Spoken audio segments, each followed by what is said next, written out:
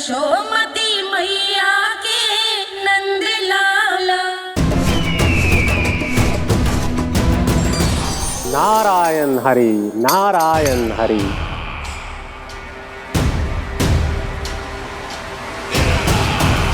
प्रणाम देवर्षि। किस योजना में कितना लाभ है और कितनी हानि, यह आंकलन करते करते थक गए होंगे मथुरा नरेश। देवर्षि, आज मेरा ध्यान कैसे आ गया आपको? आप तो सदैव ही मेरे ध्यान में रहते हैं महाराज कंस। सत्य तो यह है कि मथुरा में जो भी हो रहा है मुझसे छिपा हुआ नहीं है। मैं जानता हूं कि आप किसी भी असुर को वृंदावन क्यों ना भेजें, और वो असुर कितना भी शक्तिशाली क्यों ना हो, कृष्ण का सामना नहीं कर पाता। या तो पराजय स्वीकार करके आपके पास लौट आता है, या तो फिर वीर गति को प्राप्त हो जाता है।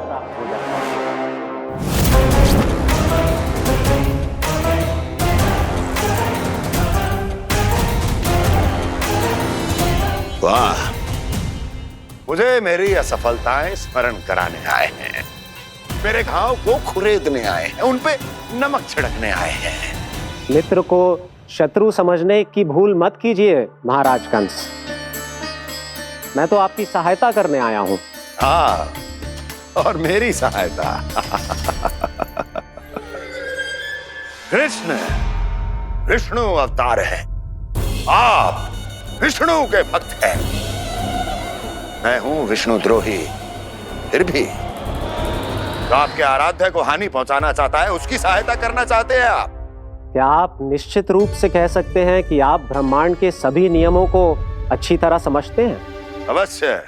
आपके लिए बस इतना ही जानना पर्याप्त होगा कि मैं जो कुछ भी कर रहा हूं उसके लिए मेरे व्यक्तिगत कारण हैं। मैं तो बस आपके हित में पिछली बार की तरह एक सुझाव लेके आया था, पर यदि आप मेरा सुझाव सुनना भी नहीं चाहते तो आपकी इच्छा। नारायण हरि, नारायण हरि। कारण चाहे जो हो, इनके पिछले सुझाव के कारण ही आज मेरे शत्रुओं की संख्या कम है। अन्यथा मैं देवकी के अन्य पुत्रों को भी जीवित छोड़ देता, और आज वो सब अपने भाई के साथ मिलकर उसकी शक्ति को अनेक गुणा बढ़ा देते। ठहरिए देवऋषि।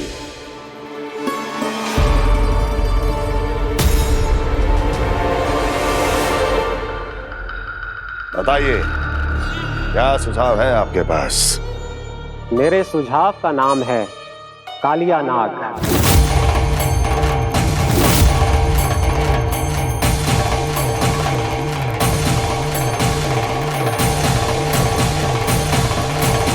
उसके विषय में मैं जानता हूं देवर्षि।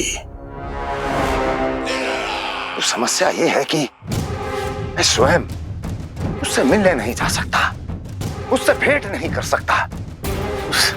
उस कृष्ण की हत्या के लिए उसको वृंदावन जाने के लिए तैयार नहीं कर सकता। तो मत जाइए उसके सामने, और ना उसे भेजिए कृष्ण के सामने।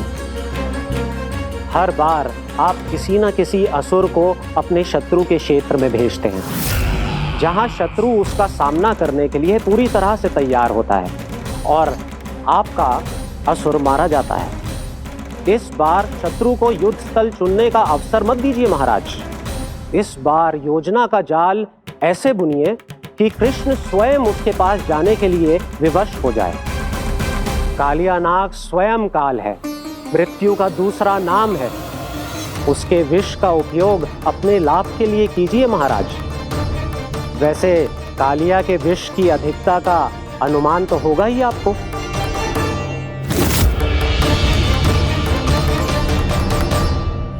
एक बार जो उसके क्षेत्र में पहुंच गया, फिर उसके विष से बचना असंभव है। उचित सुझाव है देवर्षि, उचित सुझाव है। देवर्षि, उस छलिया विष्णु की भक्ति करते करते आप भी उसके रंग ढंग सीख गए हैं। उचित है, उचित है।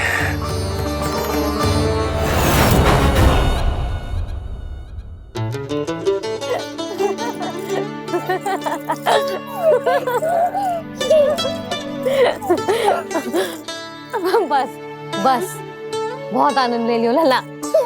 बस अब दूध पी ले। ठहर ठहर, गर्म है। जी ले पी।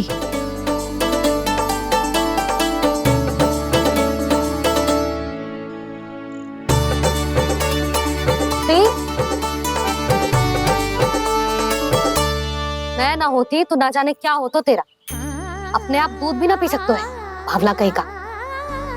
आपकी इस प्रेम के लिए तो मैं धरती पे आया हूँ मैया। मैं भी यही सोच रहा हूँ यशोदा कि तुम ना होती तो मेरा क्या होता। इसी बात पे थोड़ा दूध और कजू खाने को दे दो। अरे मैं तो भूल ही गई। तनिक ठहर जाओ जी, जे दूध पी लेना तो आपके लिए भी कछु ले आती।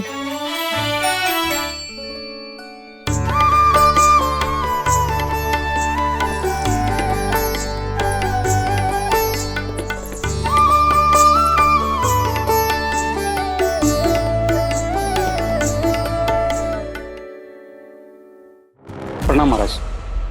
आपकी आज्ञा के अनुसार बिल्कुल वैसा ही पत्र तैयार किया है जैसा आप चाहते थे।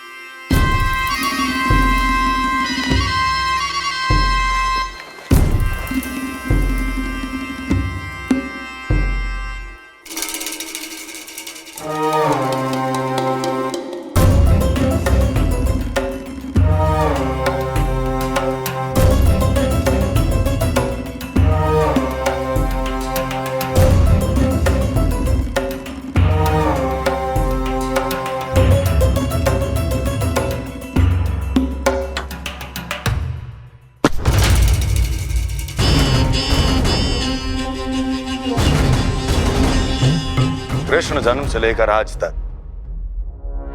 ये मेरी सबसे महत्वपूर्ण योजना है। इसका सफल होना निश्चित है दूत, किंतु केवल वही करना जैसा मैंने कहा है।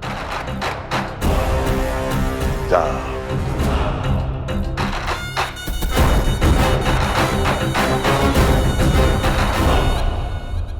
कान्हा,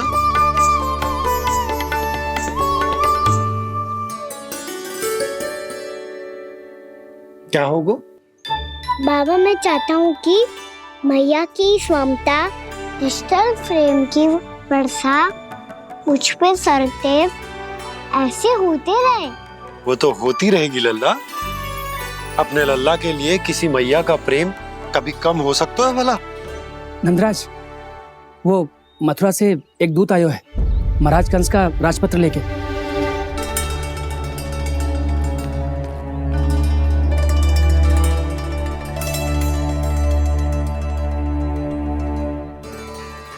कान्हा अब क्या करने वाला है? तेरे बाबा कहाँ गए? हाँ? कंस मामा का खेल आरंभ हो गया है, पर मैया वो सब सुनेगी तो व्यर्थ चिंतित हो जाएगी। बस थोड़ा बाहर गया मैया, कछु खा लिये से। बाहर इस समय? मैया क्या होगा?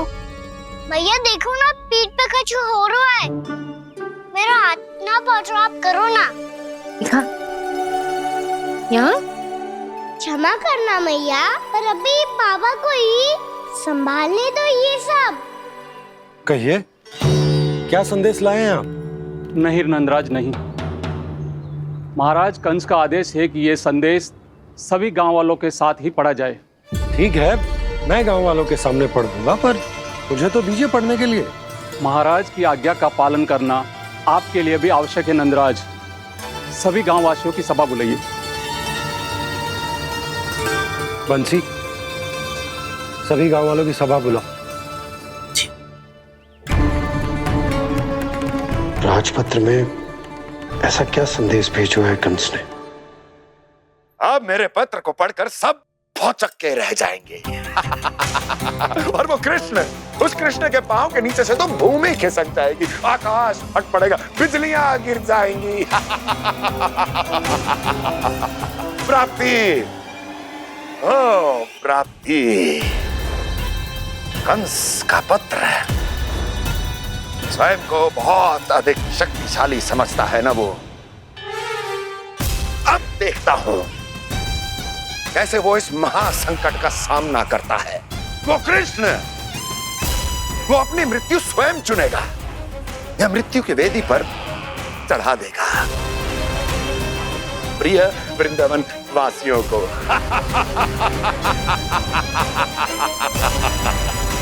अब आएगा आनंद प्राप्ति, अब आएगा आनंद।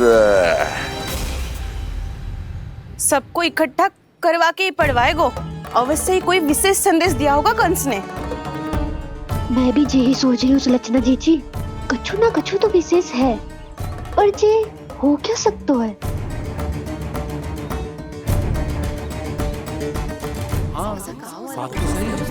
ऐसा क्या हो सकता है? सभी गांव वासियों के सामने कहा जाए, कछु तो विशेष अवश्य लग रहा है। बाहर तक कोलाहल क्यों हो रहा है? मैया, मैया, अब क्या होगा? मैया देखो ना, सर पे कछु हो रहा है। लल्ला, नारायण ने तुझे हाथ दिए हैं ना? पीठ की बात अन्य थी। अपने सिर की सेवा स्वयं कर। सर पे तो हाथ पहुंच रहा है ना?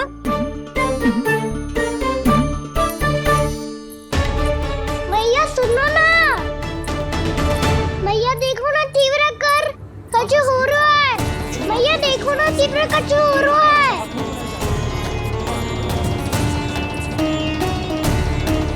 सब लोग आ चुके हैं, अपना संदेश सुनाइए आप। गोपराज नंद और सभी वृंदावन वासियों को सूचित किया जाता है कि मथुरा अधिपति और आप सभी के महाराज कंस ने कल सुबह भव्य पूजा का आयोजन किया है। इसके लिए राज्य को वृंदावन के क्षेत्र के निकट यमुना नदी के मध्य में खिलने वाले 1 कोटि कमल के पुष्पों की आवश्यकता है। इसीलिए आप सभी को यह आदेश दिया जाता है कि ये सभी कमल के पुष्प प्रथम पहर से पहले राजसभा में पहुंचा दिए जाए। सारे वो भी प्रथम पहर से पहले कैसे हो सकते हैं? यदि आप ऐसा करने में असफल रहे तो इसे राज आज्ञा का उल्लंघन माना जाएगा और राजद्रोह के आरोप में आप सभी को कड़े से कड़ा दंड दिया जाएगा। स्मरण रहे, यदि कल की पूजा में इन 1 कोटि कमल के पुष्पों का ना पहुंचने के कारण कोई व्यवधान आया तो समस्त वृंदावन वासियों को दोषी माना जाएगा और पूरे गांव को निवासियों सहित धूल में मिला दिया जाएगा। कल प्रथम पहर तक का ही समय है आप सबके पास।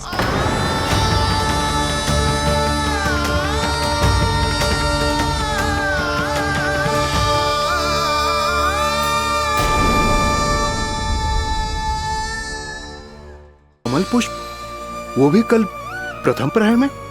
ऐसे कैसे संभव है?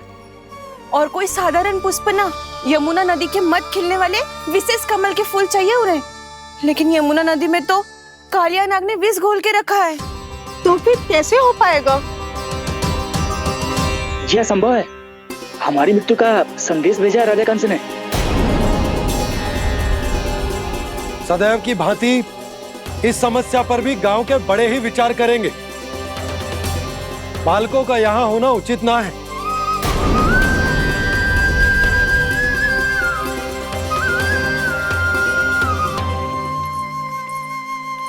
लल्ला, ले जे गेंद ले, जा अपने सखाओं के साथ खेल। सुबह उज्जवल, मधुमंगल वसंता, देखो मैया ने क्या दिया है। चलो खेलें, बहुत आनंद आएगा आज।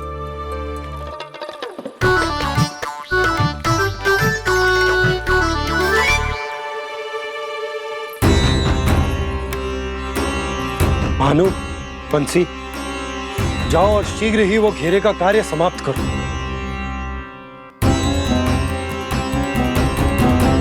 पर कछु ना कछु तो करना पड़ेगा ना। पर हम कर ही क्या सकते हैं? पुष्प लाने को और कोई उपाय है भी तो ना।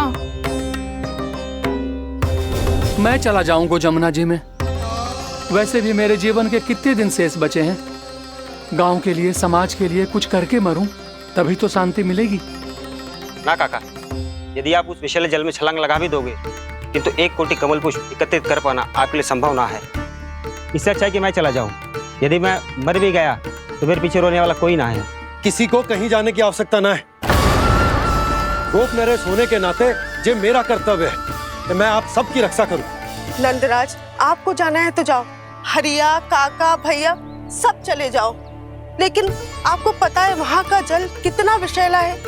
आप लोग एक क्षण भी जीवित नहीं रह पाओगे। फिर कैसे इकट्ठा करेंगे 1 कोटि कमल पुष्प? आप बात तो सही कह रही हैं शांति। उस दुष्ट कंस ने ऐसी मांग रख के हम सबको फंसा दिया। हम में से कोई भी क्यों ना चला जाए और इस संकट का समाधान ना निकले को। कान्हा, बताना कौन सा खेल खेलें? गेंद पकड़ खेलते हैं। पर एक बात सुन लो सब, कोई भी तीव्र गति से ना फेंकेगा गेंद को। भैया ने फ्रेम बनाई है मेरे लिए। सब तैयार हो?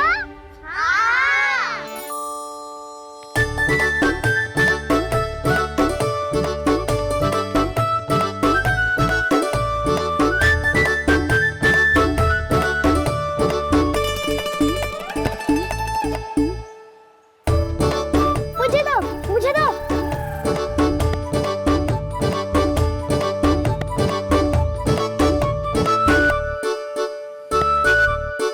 मुझे दो, मुझे दो।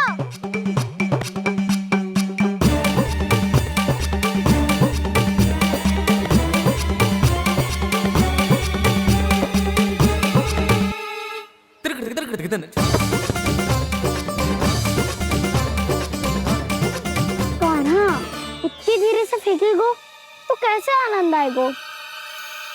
थोड़ा बल लगा के फेंक। हाँ कान्हा, हम अभी बड़े हो गए हैं, तू अब भी छोटे बालकों की तरह फेंक रहे हो है।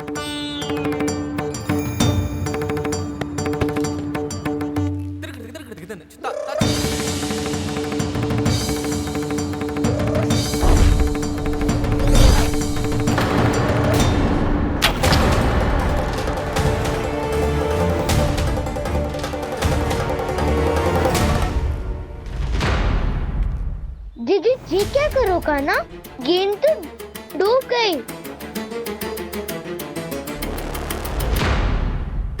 अच्छा, तो ये सब इसकी योजना का भाग था ताकि ये कालिया का सामना कर पाए। तुम सबने तो कही थी तीव्र गति से फेंको।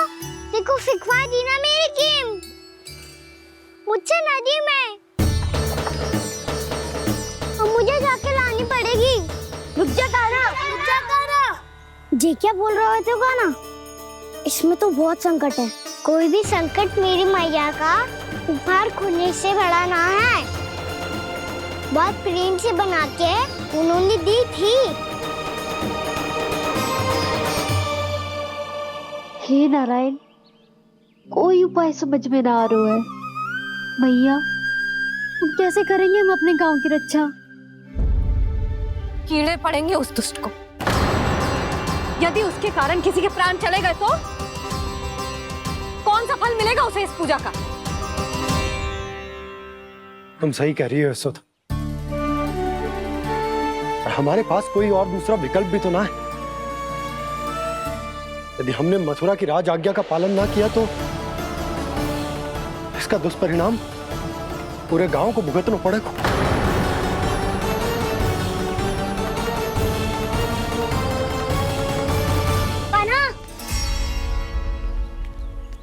तुम्हें पता है कि तू भगवान है, दिव्य है, बहुत शक्ति है तुझमें। पर फिर भी हम तुझे विषैले जल में ना जाने दे सकते। कुछ होगा तो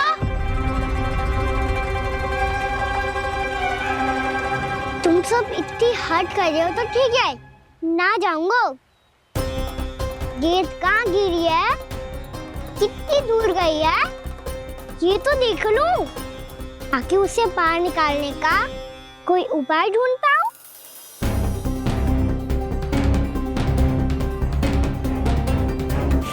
हाँ।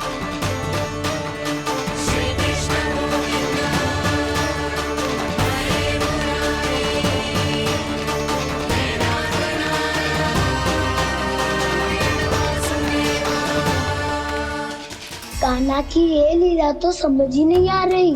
पहले इसने देवश्री नारद को मथुरा जाकर कंस को भड़काने के लिए कहा, फिर स्वयं ही दुखी भी हो गया कि अब इसका रहस्य सबके सामने खुल जाएगा।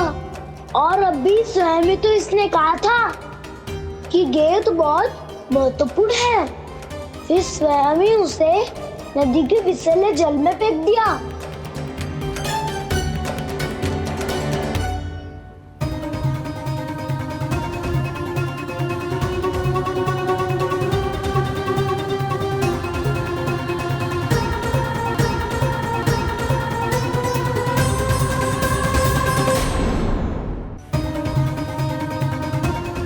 कान्हा, तू ऊपर क्यों चढ़ रहा है?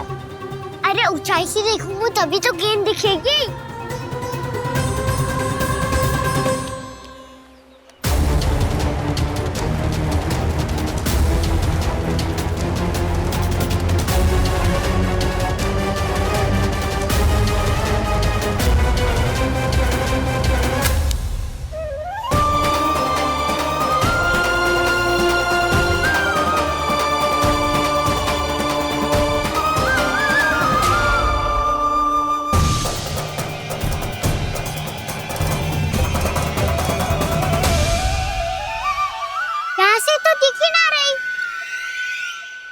वहीं से फेंकी थी ना?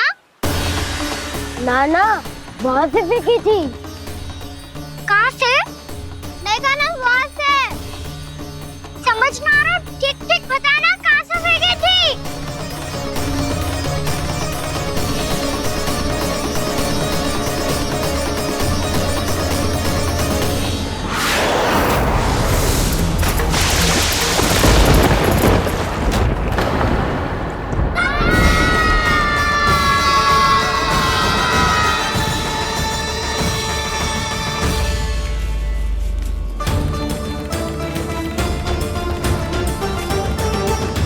कालिया नाग के क्षेत्र में जाकर कोई भी जीवित वापस ना लौट सको है।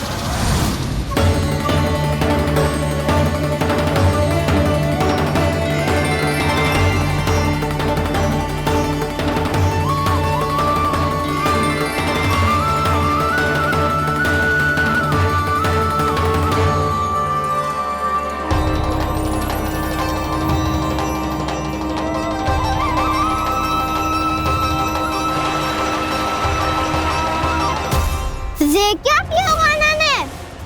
कालिया नाग तो उसे देखते ही निकल जाएगा।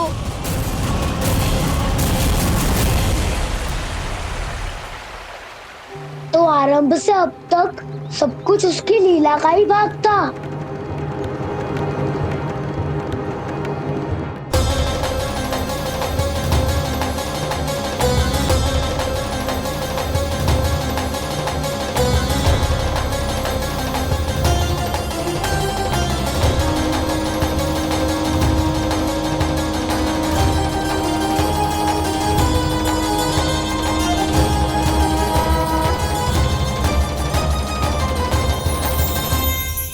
इतना सुंदर रूप, मन मोहने वाली मुस्कान, अद्भुत तेज और भगवान जैसी दिव्यता। कौन हो तुम? हाँ, तुम्हें देखकर तो हम सब सम्मोहित ही हो गए।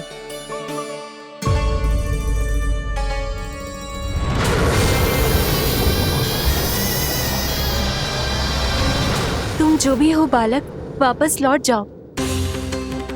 हमारा हृदय तुम्हें ही देखते रहना चाहता है, किंतु यदि हमारे पति जाग गए तो तुम्हें अवश्य हानि पहुंचाएंगे। ये बहुत विषैले है बालक, कालकोट जैसे भयानक। इनके विष से तुम नहीं बच सकोगे। नंदराज, कालिया नाग के विष का प्रभाव बढ़ते ही जा रहा है। पहले 8 कोस तक उसके विष का प्रभाव था, अब तो 1 योजन से अधिक क्षेत्र में फैलो है। जल पीने के प्रयास से अनेक पशु मारे गए हैं और नदी के निकट के वृक्ष और वनस्पति सब नष्ट होने लगे।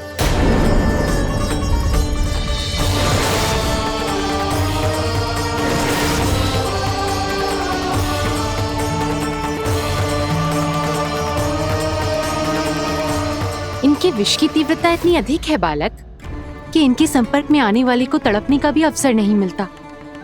इनके विष की अग्नि क्षण भर से भी कम समय में प्राणवायु को जलाकर राख कर देती है।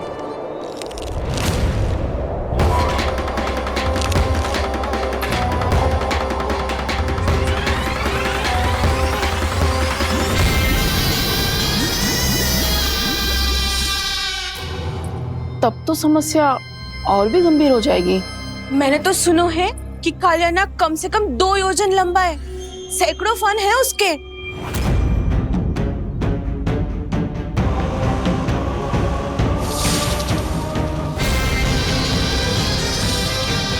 इसका अर्थ तो ये है कि हम दोनों ओर से फंस गए। एक और कंस को 1 कोटि कमल पुष्प देने जो कि कालिया नाग के क्षेत्र में पड़ते, और दूसरी ओर उस कालिया नाग का विष यमुना जी के क्षेत्र में बढ़ता ही जा रहा। इसके कारण हम ही नहीं, निर्दोष पशु पक्षी भी संकट में। इन दोनों समस्याओं का एक ही समाधान है, उस कालिया नाग का सामना करना। और ये ना समझ आ रहा कि हम ये करेंगे कैसे, क्योंकि ये बात साधारण मनुष्य के बस की ना है। हमारे लिए ये असंभव है।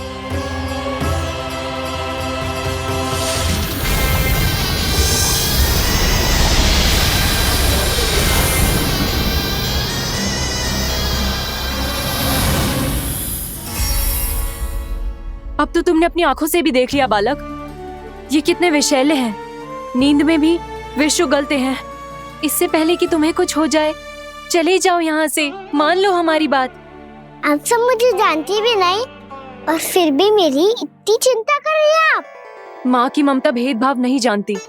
तुम भी किसी के पुत्र हो और हम सब भी माँ हैं। एक माँ को हर बालक में अपनी ही संतान दिखाई देती है, इसलिए हम तुमसे विनती करते हैं, वापस चले जाओ, बचा लो अपने प्राण। मेरी चिंता मत कीजिए, मुझे कुछ नहीं होगा। होगा, अनर्थ होगा यदि ये उठ गए तो।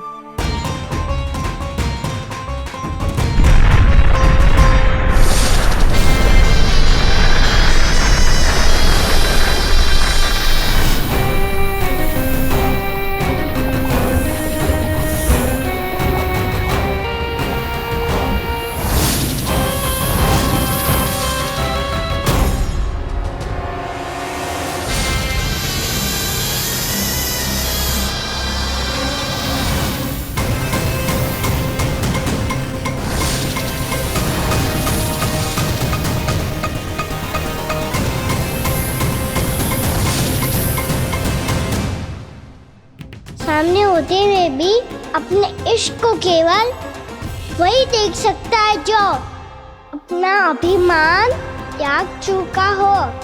पर पूर्व जन्म में मेरा भक्त होने के नाते मेरा सत्य स्वरूप देख पाने में मुझे इसकी सहायता करनी चाहिए।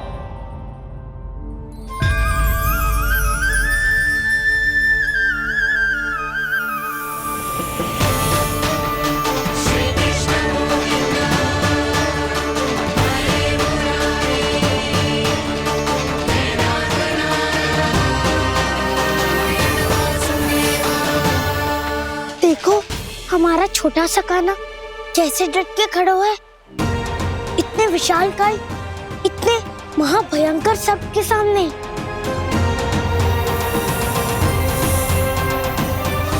ये कोई भगवान नहीं है जो इसके सामने हाथ जोड़ रही हो तुम सब।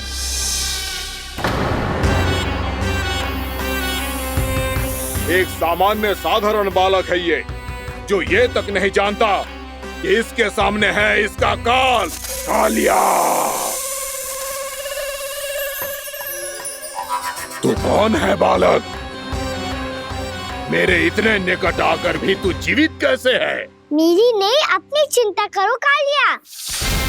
बहुत मनमानी कर ली तुमने। अब बस, मैं तुम्हें रोकना हूँ। अब बस, मैं तुम्हें रोकना हूँ। मैं तुम्हें रोकना हूँ। बित्ते भर का है तू, मेरे विष के बारे में जानता ही क्या है? और कहता है मुझे रोकने आया है। किससे? किससे रोकना चाहता है तू मुझे? मुझे क्रोध दिलाने की भूल मत कर बालक। अपनी फुंकार से ही तेरी इस मुस्कुराहट को अंतिम मुस्कुराहट बना सकता हूं मैं। शीघ्र बता, कौन है तू और किसने भेजा है तुझे? तुम्हें आवाज भी है कि अपनी पुकारों से तुम कितना विष भूल चुके हो। पवित्र यमुना नदी को कितना दूषित कर दिया तुमने। और यही नहीं, तुम्हारे कारण निकट के जीव जंतुओं, वृक्ष, वनस्पतियों सबको हानि पहुंच रही है। तो क्या? मुझे उससे क्या? मुझे है आपत्ति है मुझे तुम्हारी इस व्यवहार से, और इसीलिए तुम्हें यहाँ से जाना होगा, यहाँ से जाना होगा।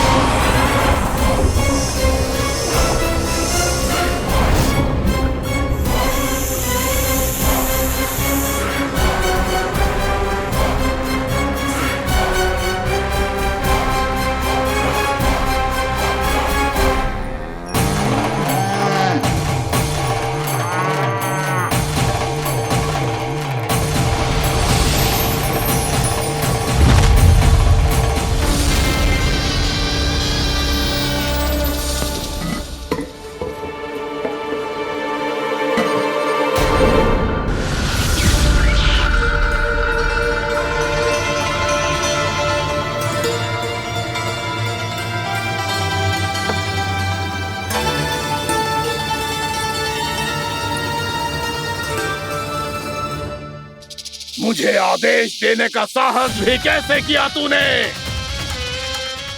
इस क्षेत्र को मैंने अपना राज्य बनाया है, मेरा परिवार रहता है यहाँ,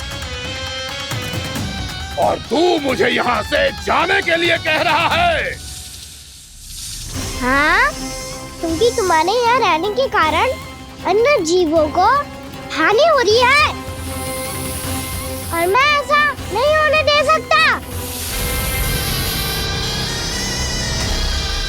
मैं तो बस वही कर रहा हूँ जो एक सर्प का स्वभाव है। विष फैलाना स्वाभाविक है मेरे लिए, इसलिए मुझे चुनौती मत दे बालक। चुनौती तो मैं दे चुका हूँ कालिया। अब तो बस तुम्हें स्वीकार करनी है।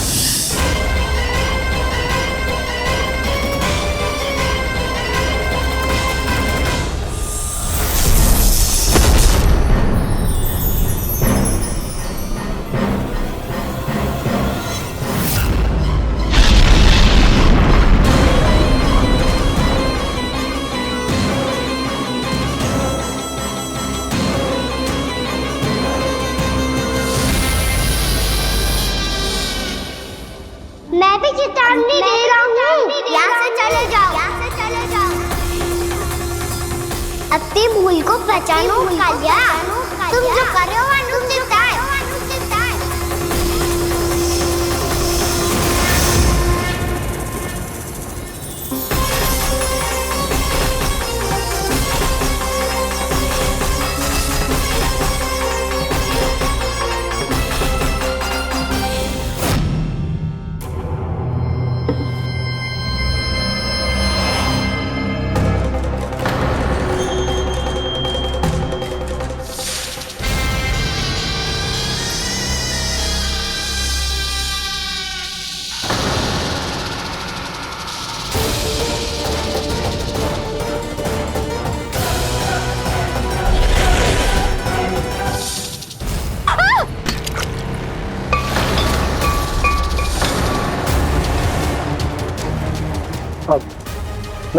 मैं आता हूँ। क्या हो गया सुधा? मुझे आवाज हो रहा है जी, कछु ना कछु गड़बड़ है। यशोदा, जो समस्या हमारे सामने है हम सभी उसका समाधान खोजने में जुटे। तुम विश्वास करो, मैं कोई ना कोई समाधान अवश्य ढूंढ लूंगा। हम कैसे भी करके वो कमल के पुष्प उस कंस तक पहुंचा देंगे। नाना, समस्या उससे कहीं अधिक है, उससे कहीं अधिक बड़ी, उससे कहीं अधिक भयानक है।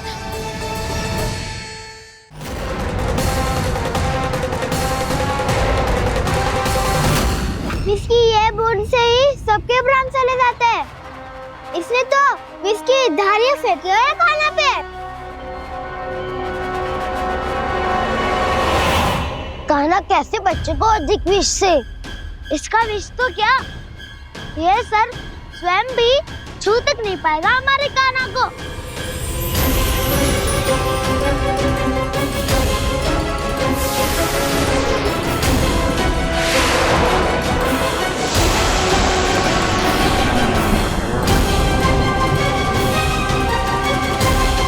तुम्हारे सखा को, मेरे भाई को कोई हानि नहीं पहुंचा पाएगा। ये कान्हा का सत्य चाहे जो हो बलराम, पर अभी तो जो एक बालक ही है ना। देखो कैसे विष के कारण स्थिर हो गया है।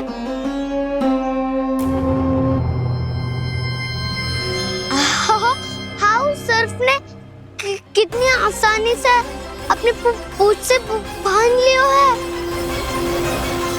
मुझे यहाँ से भगाना चाहता था ना तू? अब मैं तुझे दिखाऊंगा अपना सामर्थ्य। ये मूर्ख किसे बांधना चाहता है अपनी पूंछ में? उन्हें जिनका विस्तार सारे ब्रह्मांड में है, या उन्हें जो स्वयं अनंत है? पर देवराज, प्रभु ऐसा करने ही क्यों दे रहे हैं कालिया को? आप सब भूल रहे हैं देवगण, कालिया पूर्व जन्म में प्रभु का बहुत बड़ा भक्त था। उसी भक्ति का फल मिल रहा है अब इसे। वैसे भी भक्तों के मन का भाव सबल हो तो भगवान तो सहज ही बंध जाते हैं।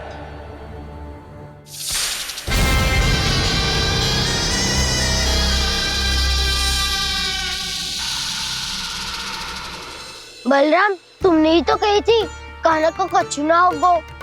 देखो उस दुष्ट ने चारों ओर से जकड़ लियो है।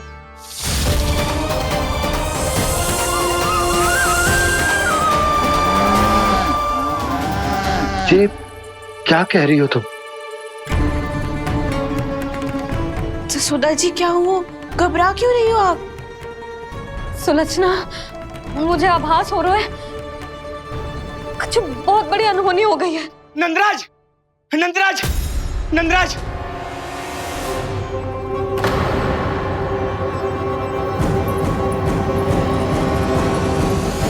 नंदराज, कान्हा ने जमदग्नि नदी में छलांग लगा दी है।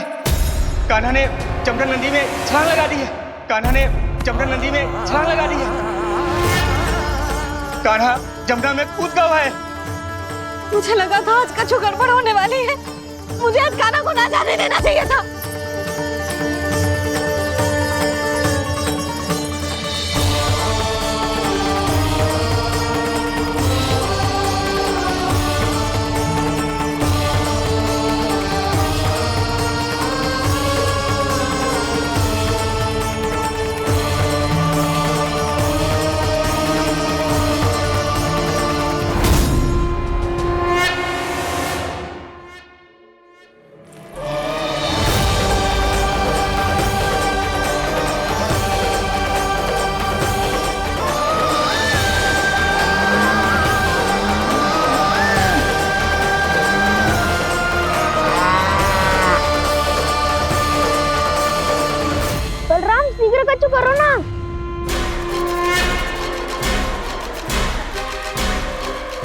कुछ भी करो पर कान्हा को बचाओ। नाग बहुत भयंकर है, कान्हा अकेले ना संभाल पाएगा इसे।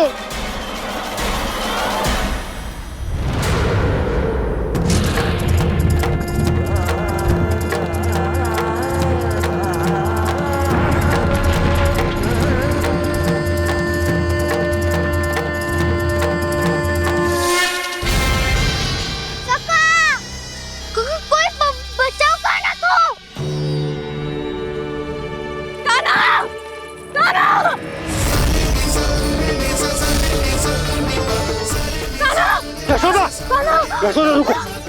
छोड़ दो मुझे, प्लीज छोड़ दो मुझे। जीजी संभालो, बावली हो गई है। जीजी संभालो। कान्हा, कान्हा।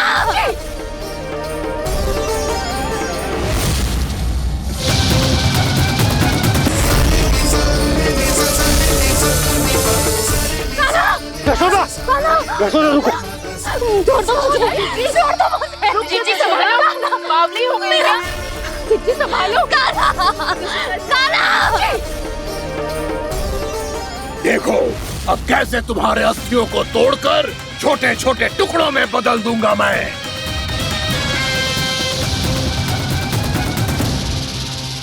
अगर जी आप जाओगी तो आप भी फंस जाओगी।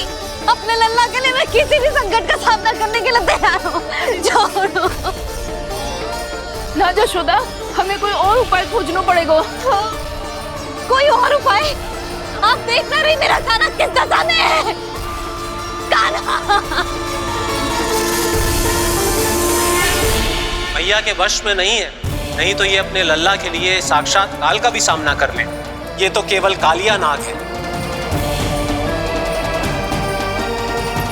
हे नागराज, आप मेरे प्राण ले लो पर कान्हा को छोड़ दो। ना नागराज, आप मेरे प्राण ले लो, मैं विरोध भी ना करूंगी। ना नागराज, आप मुझे मार दो पर मेरे कान्हा को छोड़ दो। ना ना ना ना नागराज, मेरे प्राण ले लो। हमारे कान्हा से क्या शत्रुता है आपकी? प्रभु के लिए जो प्रेम यशोदा मैया के हृदय में है, वही इन सभी गोपियों के हृदय में भी है।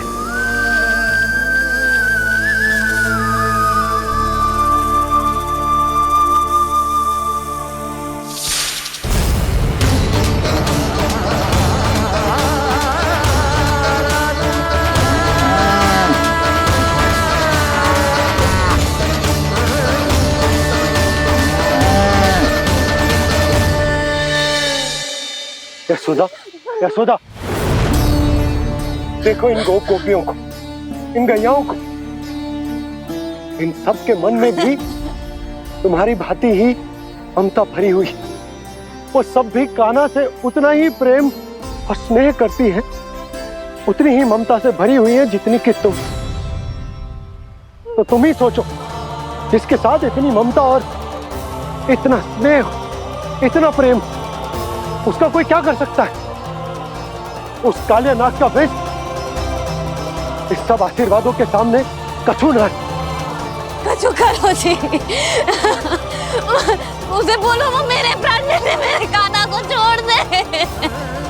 यशोदा,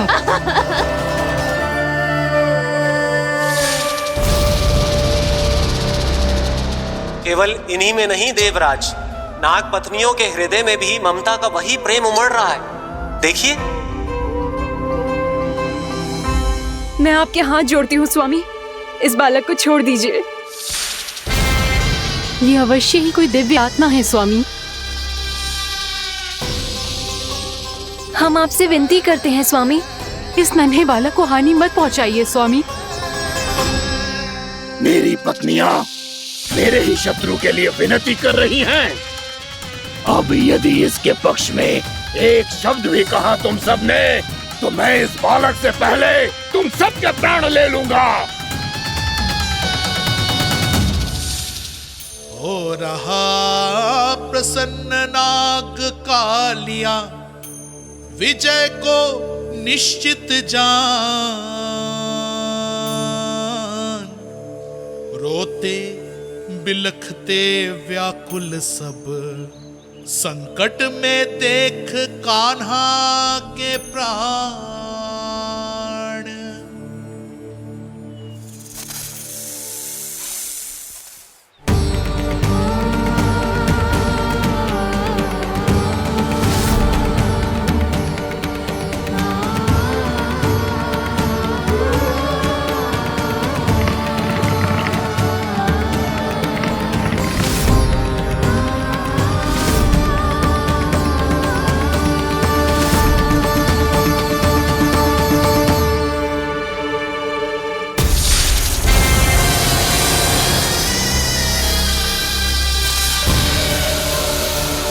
कुछ करो जी, मेरे लल्ला को बचा लो, कोई तो कुछ करो। जीजी संभालो जसोदा। यशोदा, यशोदा तुम शांत हो जाओ, मैं कान्हा को वापस लेकर आऊंगा, मैं रक्षा करूंगा उसकी। ना नंदराज, नंदराज नहीं, कम से कम आप तो समझो नंदराज, कालिया के पास आप जाओगे तो आप भी फंस जाओगे।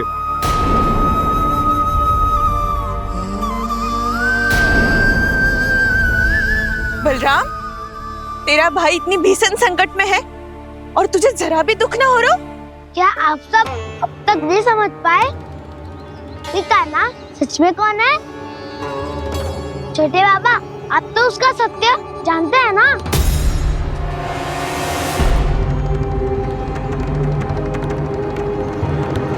मानता हूँ कि आप सब कान्हा के रहस्य के बारे में नहीं जानते, पर क्या उसके जन्म से आज तक घटी एक से बढ़कर एक विचित्र घटनाओं को भी भूल गए हैं आप सब? भूल गए हैं कि कैसी पूतना जैसी राक्षसी उसका कुछ बिगाड़ नहीं पाई, कैसे तरनावती जैसा भयानक राक्षस उसे एक खरोच भी नहीं दे पाया था।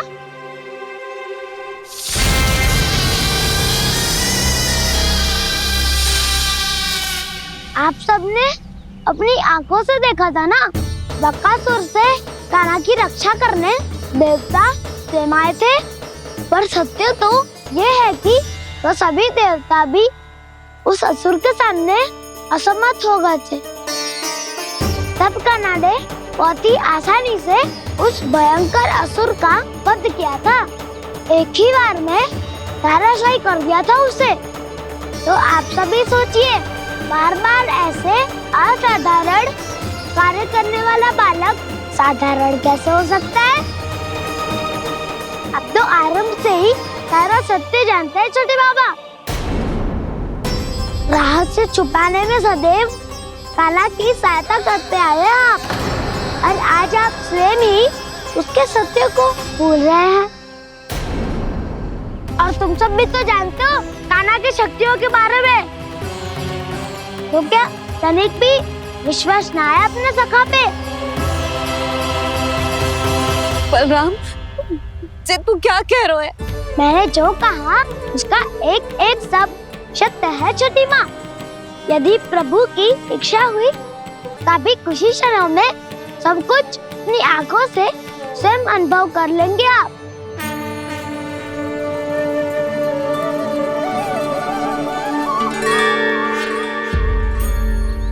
शांताकारं भुजगशयनं पद्मनाभं सुरेशं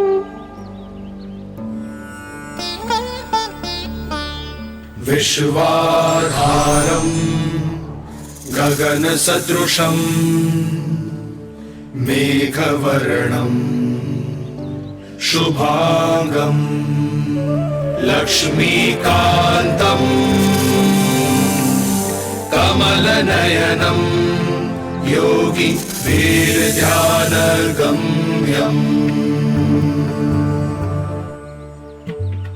वन्दे विष्णुं भवभयहरं सर्वलोकैकनाथम्।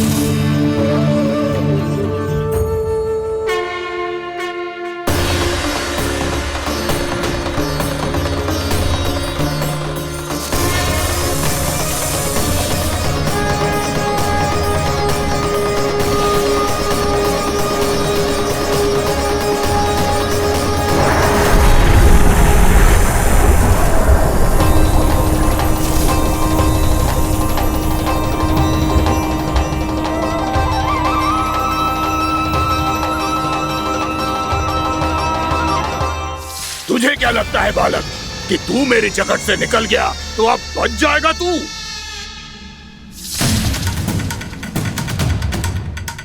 मेरे विष से अपनी प्राण रक्षा करने में सफल रहा, मेरी जगत से भी छूट गया, पर मेरे दंश से नहीं बच पाएगा।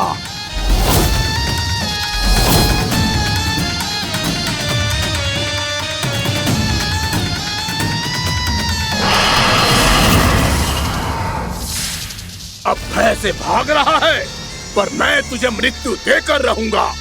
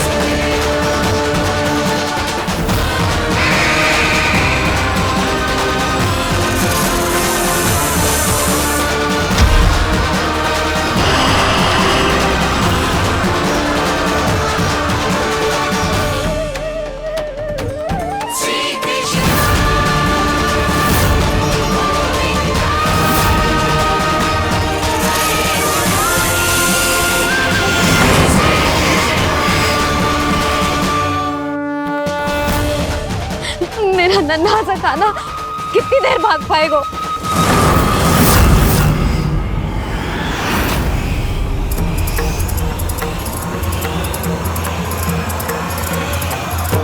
और कितनी प्रतीक्षा करोगे मेरी भक्त कालिया? भक्त नहीं, काल हूं मैं तेरा। जब अहंकार का मुकुट बुद्धि को ढक लेता है तो भक्त अपने भगवान को भी नहीं पहचान पाता। व्यर्थ की पहेली में मत उलझा बालक, ना मैं भक्त हूँ और ना तू भगवान।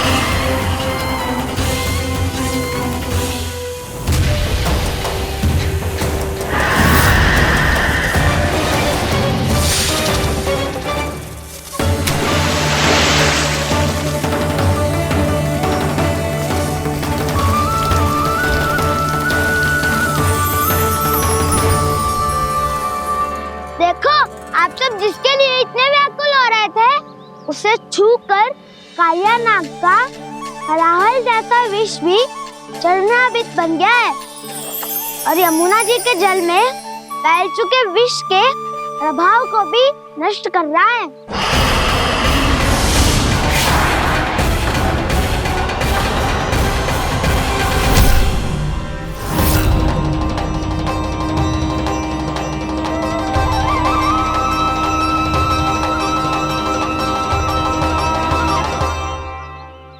धर्म रक्षक, अधर्म विनाशक प्रभु श्री कृष्ण का कौशल सचमुच आदित्य है। नारायण नारायण।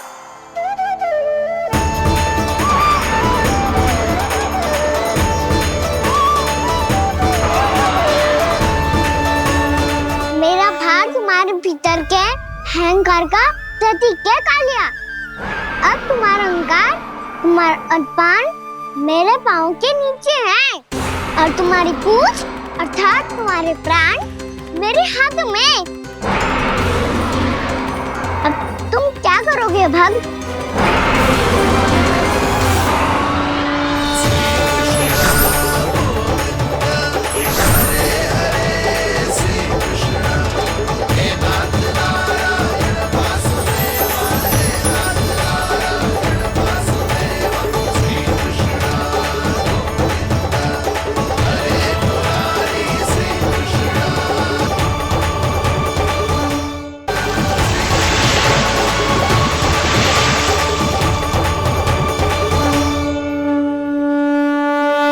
प्रभु, भले ये आपको पहचानने में असमर्थ हो, पर हम सब ने आपको पहचान लिया है। हाँ प्रभु, एक भक्त होने के नाते और एक अर्धांगिनी और माँ होने के नाते मैं आपसे इनके प्राणों की भिक्षा मांगती हूँ। अपनी कृपा दिखाइए और इन्हें क्षमा कर दीजिए। आपके लिए मित्र और शत्रु में कोई अंतर नहीं प्रभु। उसी तरह आपकी कृपा और दंड में भी कोई अंतर नहीं। दोनों दया ही तो हैं, अकारण ही किसी को प्राप्त नहीं होती। हमें विश्वास है कि हमारे पति को मिला ये दंड कोई अभिशाप नहीं है, आपका वरदान है। ये सत्य है प्रभु कि इनसे बहुत से पाप हुए हैं। इनके विष से बहुत सारे जीव जंतु को हानि पहुंची है, पर अब आपके चरण इनके शीश पर पड़ गए हैं। ऐसी कृपा तो बड़े बड़े महान महात्माओं को भी दुर्लभ है, और इन्हें प्राप्त हुआ तो अवश्य ही ये किसी महान पुण्य का ही फल है। हे प्रभु, उन्हीं पुण्य कर्मों की शक्ति का आह्वान कर मैं आपसे विनती करती हूँ, इन्हें प्राण दान दीजिए। मैं अपने इस भक्त को क्षमा अवश्य करूंगा देवियों, यदि ये अपने अहंकार को त्याग कर मुझे पहचान ले तो।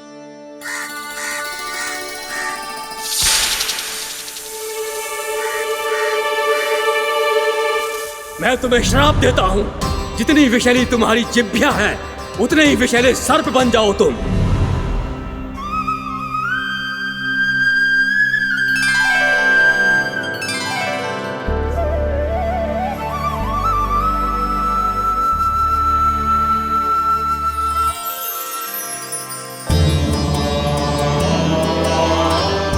नारायण, मुझे क्षमा कीजिए नारायण। मैं तो आपका परम भक्त था, किंतु मैं आपको पहचान नहीं सका। इसका दंड तो मुझे मिलना ही था, किंतु मैं अब प्रायश्चित करना चाहता हूं। इसके लिए यदि आप मेरे प्राण भी ले लेंगे तो भी मुझे कोई दुख नहीं होगा। मैं अपना जीवन, मृत्यु और अपना अस्तित्व सब कुछ आपको समर्पित करता हूं। मैं तुम्हारे क्रोध के कारण श्राप मिला, जिसे विशाल सर्प के रूप में तुम्हारा जन्म हुआ, और सर्प का तो स्वभाव है विष फैलाना। इसीलिए तुम्हें दंड नहीं दूंगा। मैं सिर्फ सभी अपराधों का पश्चाताप कर लिया, इसीलिए मैं तुम्हें क्षमा करता हूँ कालिया।